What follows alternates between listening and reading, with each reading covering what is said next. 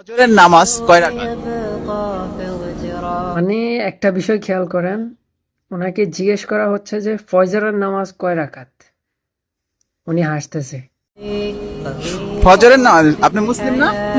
যেই ব্যক্তি ফজরের নামাজ কয় রাকাত সেটাই জানে না, সে আবার নিজেকে মুসলিম দাবি করে কি করে?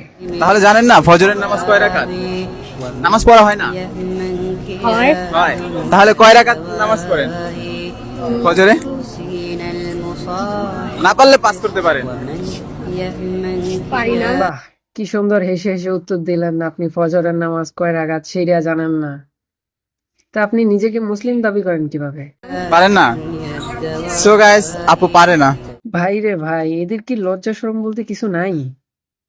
মানে ওনাকে জিজ্ঞেস করা হলো ফজরের নামাজ কয় রাকাত, সেটা তো বলতে পারলোই না।